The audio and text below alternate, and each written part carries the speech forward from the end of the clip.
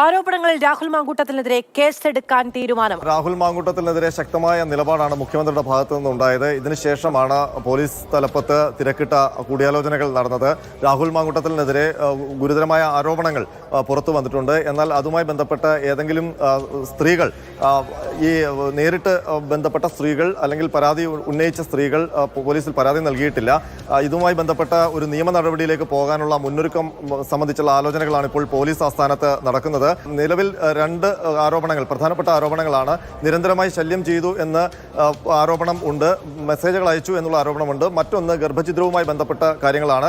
ഗർഭഛിദ്രവുമായി ബന്ധപ്പെട്ട കാര്യങ്ങളിൽ പരാതിക്കാരി നേരിട്ട് വരാത്തത് കൊണ്ട് അതിലൊരു നിയമ നടപടി ഉണ്ടാകില്ല.